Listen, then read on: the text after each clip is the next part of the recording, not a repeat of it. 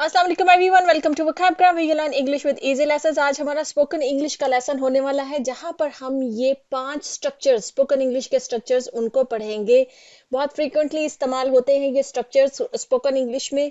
There is to be, there is likely to be, there seems to be, there needs to be, there used to be. इनका क्या difference होता है, इनका क्या meaning होता है, हम क्यों इस्तेमाल करते हैं, कहाँ पर इस्तेमाल करते हैं, कहाँ पर नहीं इस्तेमाल करते, ये सब चीजें जो है हम आज के लेसन में समझने वाले हैं। तो इंटरेस्टिंग सा लेसन है, एंड तक देखिएगा। चलिए शुरू करते हैं। देयर इज टू बी कहाँ यूज करते हैं हम? पहले तो मैं आपको बता दूं ये सारे स्ट्रक्चर्स में आप एक कॉमन चीज देख रहे हैं, वो है देयर।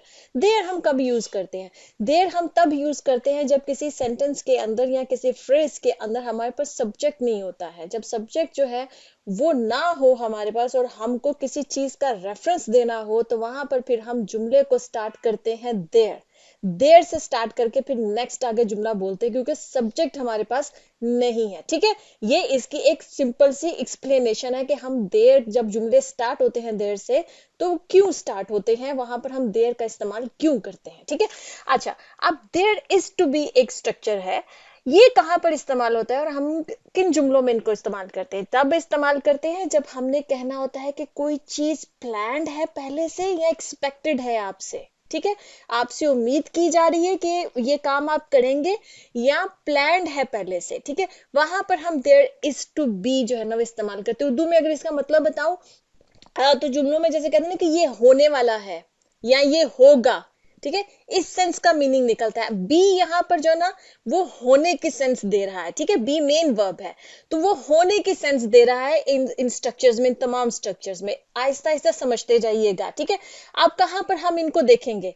जैसे कोई अनाउंसमेंट्स होती हैं, ऑफिशियल स्टेटमेंट्स होती हैं, स्केड्यूल्स होते हैं, मतलब आपकी जो फॉर्मल इंग्लिश होती है ना, जो फॉर्मल इंग्लिश से मुराद ये है कि जिसको हम बिजनेस इंग्लिश भी बोल सकते हैं, जो आपकी मतलब ऑफिस वगैरह में, कॉर्पोरेट वर्ल्ड में, आपकी वर्क प्लेस के ऊपर, वहां पर जो इस्तेमाल किए जाते हैं, वहां पर ये आपको स्ट्रक्चर मिलेगा। जैसे अनाउंसमेंट्स होती है इवेंट्स की, कोई मीटिंग है उसकी अनाउंसमेंट है, किसी इवेंट की अनाउंसमेंट है, कुछ स्केड्यूल्स होते हैं जैसे मीटिंग स्केड्यूल की हुई है या कुछ भी इस तरह की। ठीक है, या ऑफिशियल स्टेटमेंट्स आती है कि ये चीज होने वाली है या ये चीज होगी। ठीक है, इस तरह की जो डिक्लेरेशंस होती है ना, वहां पर देयर इज टू बी आप स्ट्रक्चर को देखेंगे। सेंटेंस देखते हैं। There is to be a strict dress code for the event. अब देखिए, ऑफिशियल इवेंट्स जो होते हैं ना, वहां पर अक्सर क्या होता है कि एक स्ट्रिक्ट ड्रेस कोड होता है। स्ट्रिक्ट ड्रेस कोड क्या होता है कि भी वहां पर आपको बता दिया जाता है कि आप ऐसे कपड़े ही पहन सकते हैं, इस तरह के कपड़े नहीं पहन सकते हैं। तो आपको उसी ड्रेस कोड में जाना होता है। जैसे समटाइम्स क्या होता है कि ब्लैक कलर को कह दिया जाता है कि भी सब जो ना ब्लैक सूट में आएंगे। ठीक है, जितने भी मर्द हजरात हैं, तो वो एक ड्रेस कोड हो गया। अब आप जीन्स पहनकर उस इवेंट में नहीं जा सकते। ठीक है, तो इसमें क्या कहा जा रहा है कि जो इवेंट है इसमें एक बहुत ही स्ट्रिक्ट का मतलब ये है कि जिसको टॉलरेट नहीं किया जाएगा। अगर आपने थोड़ा सा भी उसकी वायोलेशन की तो उसको टॉलरेट नहीं किया जाएगा, उसको जो है ना बर्दाश्त नहीं किया जाएगा। तो इसका मतलब है कि स्ट्रिक्ट है कि भाई आपको ये यही पहनना है जो बताया गया है। ठीक है, तो इस इवेंट पे जो ड्रेस कोड होने वाला है वो बहुत ही स्ट्रिक्ट होने वाला है। ठीक है, ये इसका मीनिंग है।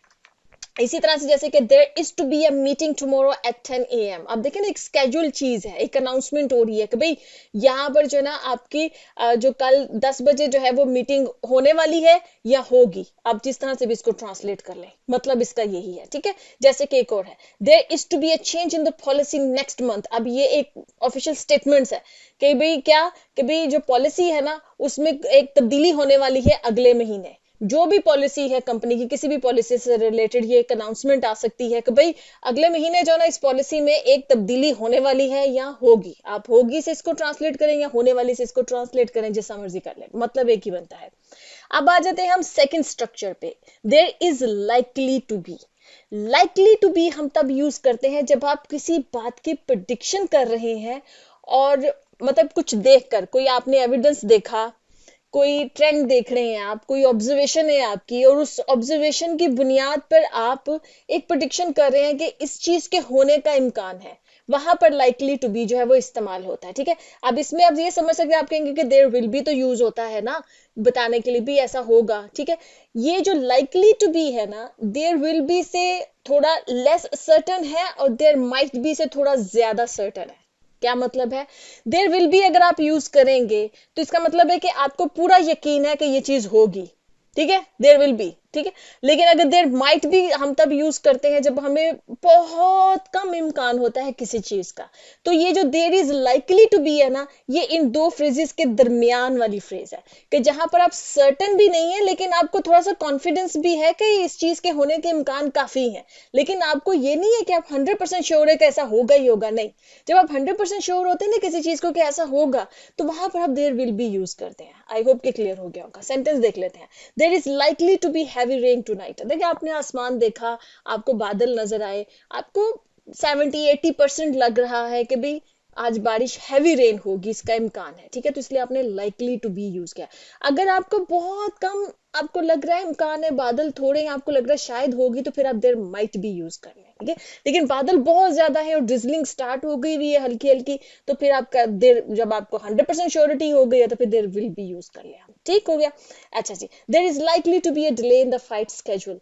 देखिए, फ्लाइट स्केड्यूल वो क्या कह रहे हैं कि भाई जो फ्लाइट का जो स्केड्यूल है, उसके उसमें तब्दीली जो है, उसमें डिले जो है, मतलब उसके देर, फ्लाइट के देरी होने का जो है, डिले का मतलब है देरी होना, ठीक है, कि देरी होने का इम्कान है। इसी तरह से there is likely to be a price increase in next month, कि भाई अगले महीने जो है ना, वो प्राइस जो है उसके बढ़ने का, कीमतों के बढ़ने का जो है वो इम्कान है, ठीक है। तो जहां पर आपको कोई एविडेंस नजर आ रहा है, कोई ट्रेंड नजर आ रहा है, उससे आपको लग रहा है कि ये चीज होने का इम्कान है, तो लाइकली टू बी यूज कीजिए। देर में आपको पहले बता चुकी हूँ कि सब्जेक्ट नहीं होता है जब, तो हमको तब देर जो है वो यूज करना पड़ता है। There seems to be. There seems to be क्या मतलब है कि आप एक ऑब्जर्वेशन बता रहे हैं अपनी, ठीक है, और लेकिन आपको कुछ डाउट भी है उसमें, जैसे हम कहते हैं ना लगता है, ठीक है, ये लगता है वाले सेंटेंसेस होते हैं, ठीक है। और इसके बाद नाउन आता है, जैसे कि there seems to be a misunderstanding between us.